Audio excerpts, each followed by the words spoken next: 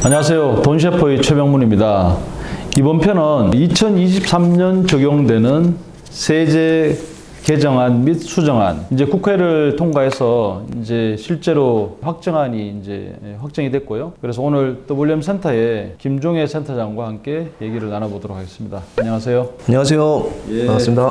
반갑습니다. 자, 이제 세제 개편 개정안 확정 시행이 되고 있습니다. 그래서 먼저 과세 표준 구간 조정에 대해서 말씀해 주시죠. 네, 2022년 7월 21일 날 정부에서 세제 개편안을 발표를 했었습니다. 그래서 국회 통과가 이번에 좀 돼서 일단 소득세율 과세 표준 구간이 좀 조정이 됐습니다. 그래서 1,200만 원 이하의 6% 세율을 받던 분이 이제 1,400만 원으로 약간 상향 조정이 되었고요. 그리고 4,600만 원까지가 15%의 세율을 조정받았는데 이제 5천만 원 이하가 이제 15%로 이제 세율을 조정받게 되었습니다. 그러다 보니까 이 총급여 관련해서 기획재정부에서 발표한 자료이긴 하지만 총급여 한 3천만 원 받으시는 분이 예를 들면은 한 8만 원 정도 감소된다. 그리고 5천만 원 정도의 급여를 받으시는 분이 18만 원 정도 감소가 되는 이런 효과가 좀 볼 수 있고요. 그리고 한 7,800만 원 정도의 총급여를 받으시는 분 같은 경우에는 약 54만 원 정도의 감소 효과가 있다라는 그런 효과를 보실 수가 있습니다. 네, 과표 구간을 조금 높이다 보니까 조금 이제 감소 효과가 있네요. 네, 맞습니다. 네. 그리고 식대 비과세 한도 등 좀 말씀해 주시죠. 네, 일단 비과세되는 식대 한도가 2023년부터 지금 한도가 확대가 됐습니다. 그래서 그전에는 10만 원까지를 비과세로 이제 인정을 해줬는데 2월 20만 원 이하로 이제 한도가 확대가 되어서 그럼 어떤 부분이 좀 달라지냐라고 하면은 일단은 4대 보험이라든가 이런 부분에 있어서 사실 소득이 좀 낮아지는 효과가 있고요. 그리고 제일 중요하다고 생각되는 최저임금에 대한 계산법이 좀 달라지게 됐습니다. 그래서 보시는 바와 같이 2023년도에 최저임금에 이제 들어가는 상여금이라든가 복리후생비 비율이 이제 좀 있는데 이 부분이 식대 한도도 올라가고 또 복리후생비 인증 비율이 좀 떨어지다 보니까 사업하시는 사업주라던가 아니면은 급여를 받으신 근로자분께서도 사실 내가 받고 있는 급여가 이제 최저임금에 맞는지 적용이 받는지 계산법이 달라졌기 때문에 한번 검토를 좀 해보실 필요가 있다라고 보여집니다. 자, 그리고 이제 우리 청년들이 가장 관심이 요즘 이제 많은 부분입니다. 청년 도약 계좌 과세 특례가 신설이 됐습니다. 이게 대해서 말씀해 주시죠. 네, 일단 이 부분은 이번에 이제 새롭게 들어간 부분이고요. 청년의 자산 형성 지원을 위해서 정부에서 청년의 저축 금액에 대해서 매칭 지원금을 지급하는 상품입니다. 그래서 가입 조건은 만 19세에서 34세까지면 되고, 그리고 총급여는 7,500만 원 또는 종합소득 금액 6,300만 원 이하인 자는 가입이 되겠습니다. 다만 직전 3개월 연도 중에 1회 이상 금융소득 종합과세 대상자는 제외가 되겠습니다.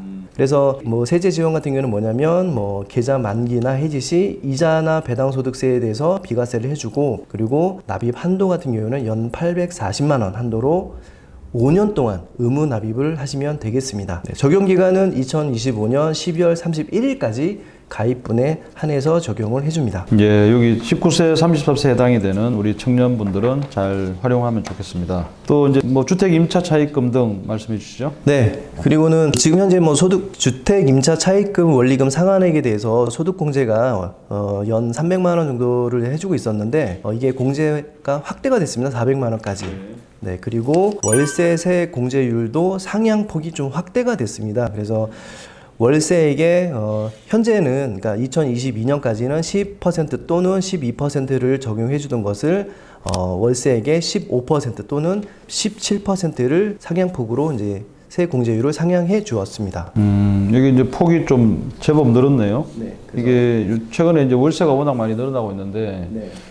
좀 상당히 좀 도움은 될 것 같습니다. 자, 그리고 이제 연금 계좌 세제 혜택이 좀 확대가 됐는데 이 부분에 대해서 말씀해 주십시오. 이 부분 같은 경우에는 조금 어떻게 보면은 좀 단순화되면서 확대 금액이 좀 올라갔다라고 보시면 될 것 같습니다. 그전에는 50세 미만이냐 50세 이상이냐, 그리고 총 급여액이 5,500만 원 이하냐 아니면 1억 2천 이하냐, 1억 2천 초과냐에 따라서 한도 금액이 좀 이렇게 나뉘어져 있었는데 지금은 세액공제 납입 한도가 900만 원.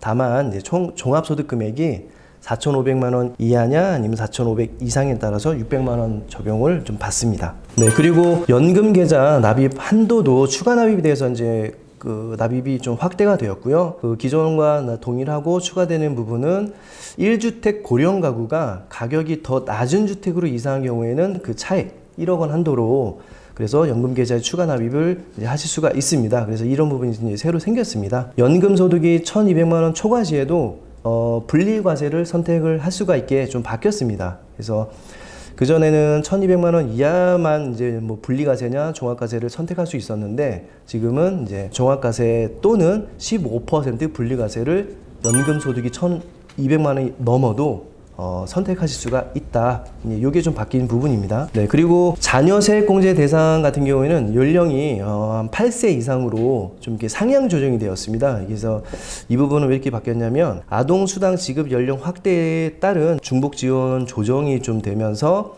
2022년 1월부터 아동수당 지급 연령이 만 6세 이하에서 만 7세 이하로 확대되는 점을 감안해서 이게 좀 상향 조정이 되었습니다. 예, 최근에 이게 아동 관련해서도 조금 이제 지원이 확대되고 있는 추세인데 네. 필요한 것 같습니다. 네, 이거 뭐 출산이라든가 이런 부분에서 그 장려를 좀 하다 보니까 이렇게 된 것 같습니다. 네, 그리고 성실사업자 등에 대한 의료비 세액 공제율도 좀 상향 조정이 되었습니다. 그래서 성실사업자 같은 경우에는 일반 의료비 15%를 뭐 세액 공제를 받았는데 여기에 더해서 이제 미숙아라든가 선천성 이상아 의료비 같은 경우에는 20%를 더 해주고 난임 시술비도 20%를 적용받던 것을 30%로 상향 조정을 해주게 되었습니다.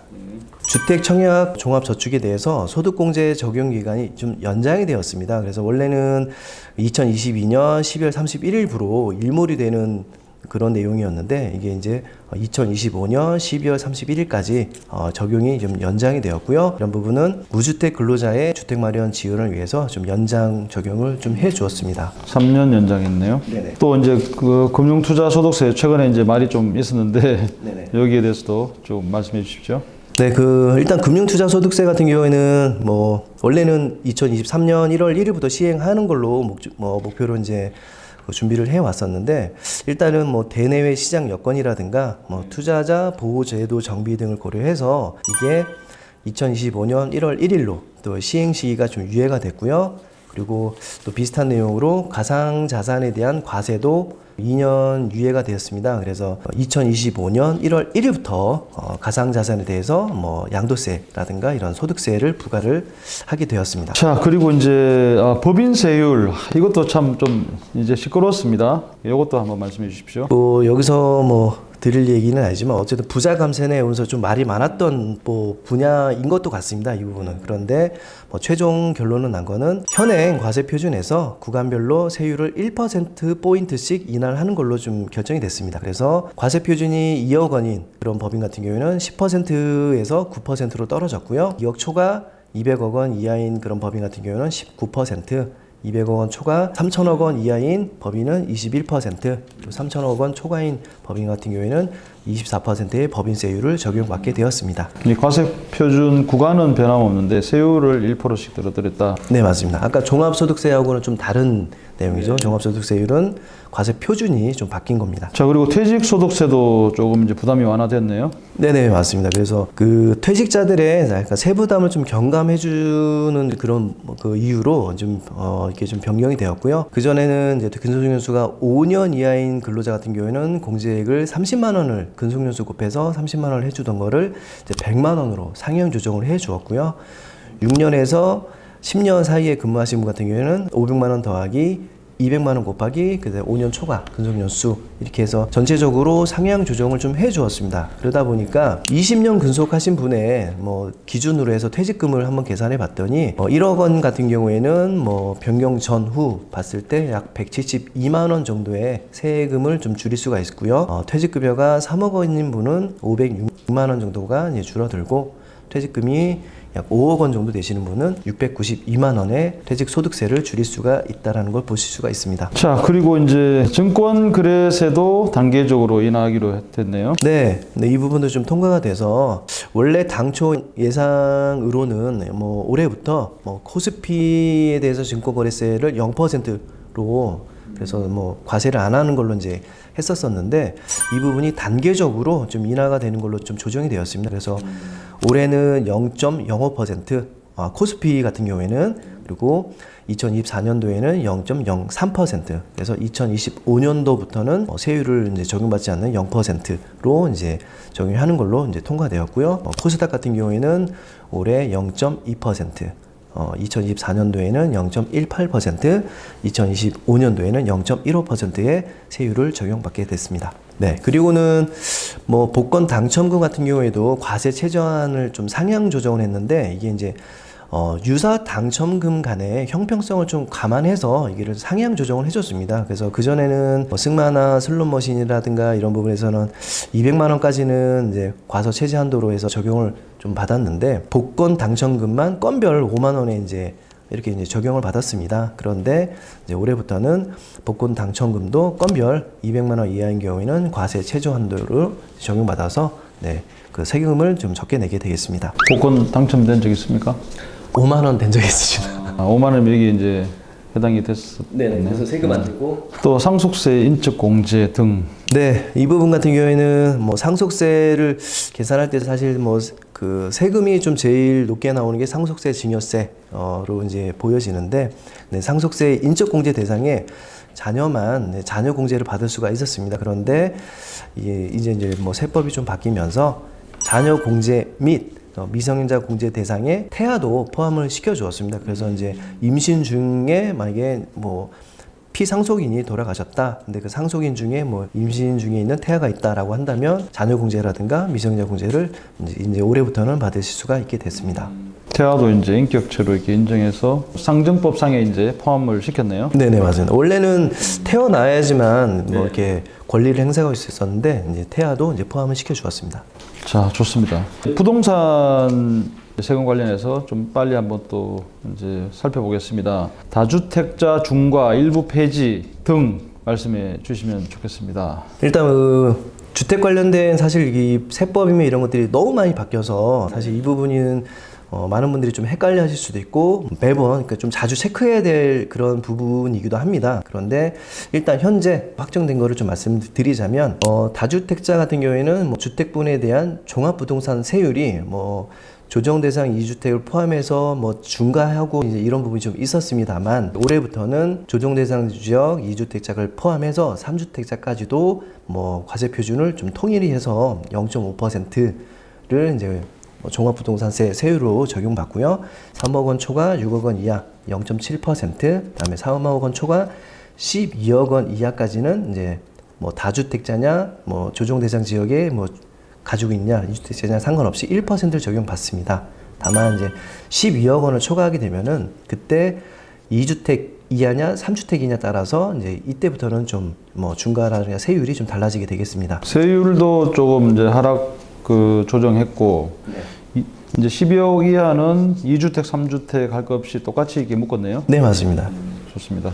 방금 이제 종합부동산세 세율을 대해서 이제 말씀을 드렸는데 이번에 대해서 세부담에 대한 상한도 좀 조정이 되었습니다. 그래서 단기간에 이제 부동산 가격이 너무 이제 급등한 요인이 있다 보니까 아무래도 이제 뭐 세금에 대한 부담을 좀 줄여주려고 하는 네, 그런 것들이 좀 반영되어서 2주택 이하는 150%의 뭐 세부담 상한을 적용받았지만 올해부터는 3주택 이상자 2022년까지는 뭐 300%의 세부담 상한을 적용받았습니다만 올해부터는 2주택 이하인 자와 똑같이 150%의 세부담 상한을 적용받게 되었습니다. 그래서 일단 다주택자라든가 이런 부분에 대한 뭐 세금 부담이 좀 줄어드는 그런 효과가 있겠습니다. 그리고는 또 이제 뭐 연결된 내용이긴 하지만 종합부동산세 기본 공제 금액이 좀 상향 조정되었습니다. 그 다주택자 같은 경우에는 뭐 일단 6억 원을 기본 공제를 해 주었는데 이게 이제 6억 원에서 9억 원으로 상향 조정이 되었고요. 만약에 1세대 1주택자 같은 경우에는 11억 원을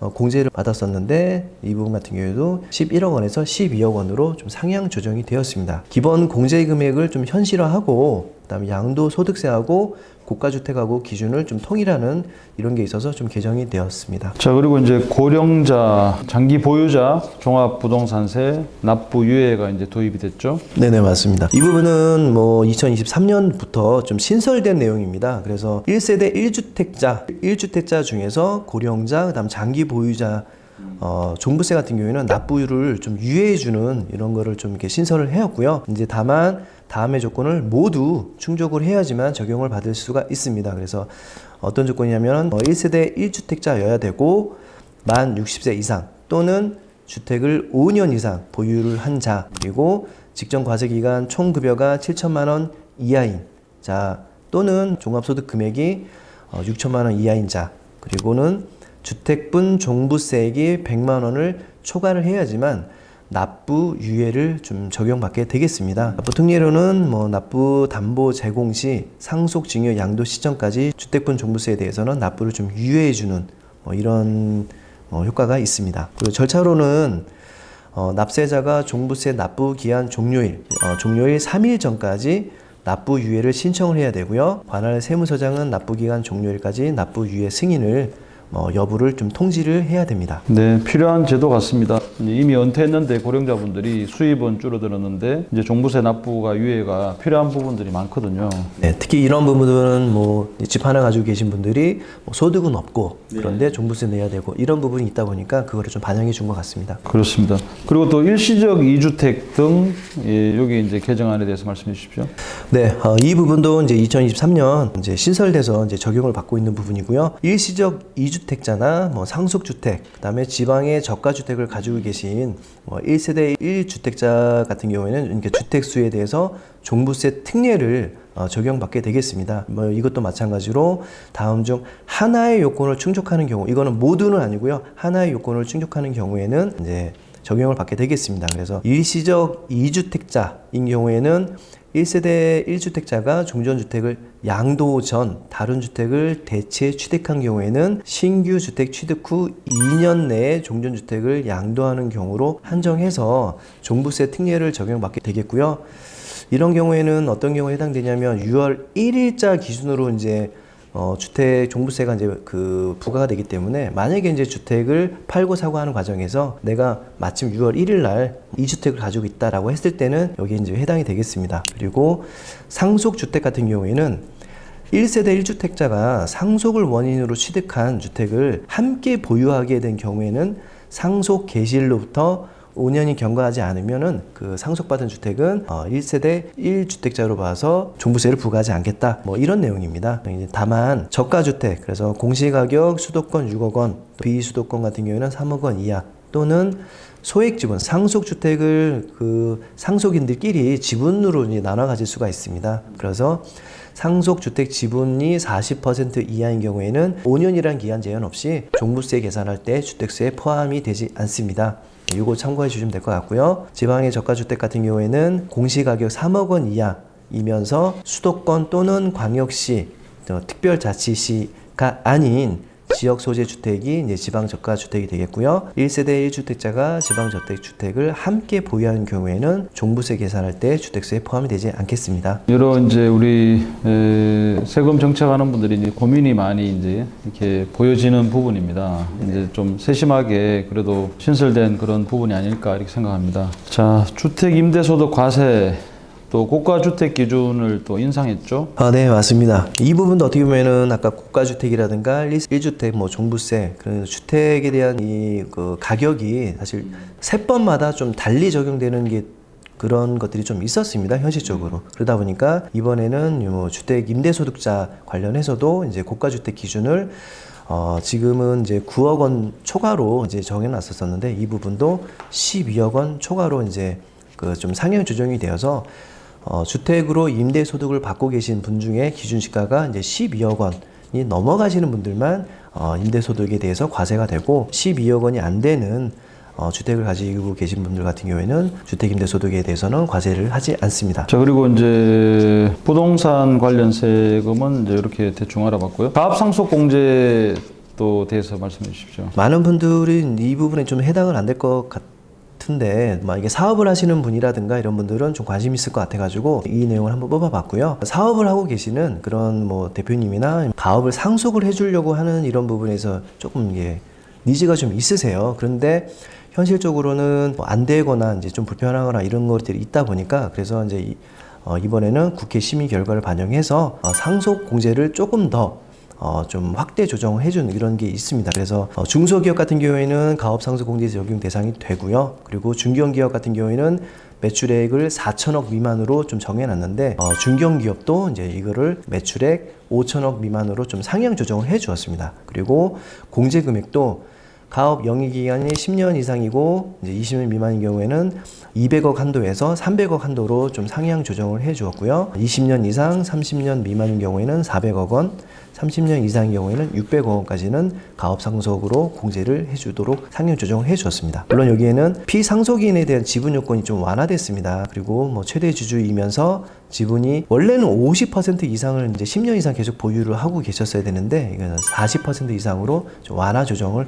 해주었습니다. 그리고 양도소득세 필요 경비 계산 특례 합리화인데 이것도 뭐 간단하게 좀 언급만 좀 해주시죠. 네, 이 부분 같은 경우에는 뭐 다른 부분보다는 아마 작년 한 12월까지 이런 얘기를 좀 많이 들으셨을 것 같아요. 증여를 하려면 올해 해야 된다라는 얘기를 많이 들어보셨을 겁니다. 근데 왜 그러냐면 그 증여라든가 뭐 특수관계자, 배우자라든가 직계 존비속에게 뭐 증여를 했다, 부동산 같은 게 증여를 했다 하면은 그 전까지는 증여 후 5년 이내에 양도했을 때만 양도소득세 필요경비에 대해서 계산 특례를 적용을 받았습니다. 그런데 이 부분이 이제 5년에서 10년으로 좀 늘어났습니다. 그래서 그렇게 되면 뭐가 달라지냐? 그러면 예를 들면은 내가 배우자로부터 5억에 증여를 받았지만 그 증여를 해준 그 증여자가 예를 들면은 부동산을 2억 원에 취득을 했다. 이제 그랬을 때 지금 같은 경우에는 증여받고 지금 뭐 한 6년 차에 뭐 이게 양도를 하게 되면은 내가 증여받은 5억으로 이제 계산하는 게 아니라 배우자가 취득한 2억 원으로 계산하다 보니까 그래서 양도소득세가 좀 많이 나오게 되는 그렇게 되는 겁니다. 그래서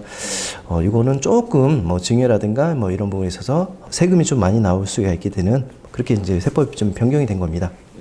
그리고 이와 좀 유사한 내용으로 증여자산에 대한 양도소득 부당행위 계산의 부인 합리화라는 규정이 이제 또 변경이 되었는데요. 이것도 마찬가지로 특수 관계자가 증여를 통한 양도세 회피를 좀 방지하기 위해서 그래서 이게 양도소득 부당행위 계산에 대한 뭐 적용 기간을 좀 확대 적용이 되었습니다. 그래서 양도 대상으로는 뭐 배우자 또는 직계 존비속을 제외한 특수관계자에게 증여받은 자산 중 증여일로부터 5년 이내 양도하면 되던 것을 5년을 이제 10년으로 이것도 같은 기간으로 똑같이 이제 네네. 10년 적용했네요. 네, 좋습니다. 네, 10년 이내에 또 팔게 되면은 이게 양도소득 부당행위 계산으로 이제 부인당할 수가 있게 되겠습니다. 마지막으로 이제 근로소득세 공제 한도 축소에 대해서 말씀해 주세요. 네, 이 부분 같은 경우에는 좀 이렇게 뭐 고소득자를 좀 대상으로 해서 좀 약간 변경 적용이 된 겁니다. 그래서 그 전에는 7천만 원 이상으로 뭐 이렇게 근로소득 세액 공제라든가 이런 부분을 적용을 했는데 올해부터는 최고급여 구간을 신설을 좀 해서 총급여 1억 2천 초과라는 부분이 새로 생겼습니다. 그래서 총급여 1억 2천을 초과해서 받으시는 분 같은 경우에는 최소 20만 원에서 최대 50만 원까지 급여 근로소득 세액 공제를 이제 받게 되겠습니다. 그 전 같은 경우에는 최소 50만 원에서 66만 원까지의 근로소득 세액 공제를 받을 수가 있었는데 1억 2천이 초과되는 분 같은 경우에는 이게 좀 줄어드는 그런 효과가 좀 있겠습니다. 네, 자 이제 지금까지 이제 2023년 적용되는 세제 개정안 및 수정안에 대해서 살펴봤습니다. 이제 우리가 작년 그 2022년을 보내면서 이제 우리 재무설계 이제 회사 입장에서 보면 가장 큰 변화가 이제 개인의 가처분 소득이 줄어들었습니다. 뭐 인플레이션, 금리 인상 여러 가지 요인이 있겠지만 이렇게 이제 개인 가계가 상황이 굉장히 사실은 좀 여유 자금이 부족하게 됐다는 거죠. 이번에 이제 개정되는 이 세제 정책으로 인해서 조금이라도 이제 도움이 되시면 이제 좋겠다 이런 생각을 해봤습니다. 지금까지 수고해 주신 김종혜 센터장님 감사합니다. 네, 고맙습니다.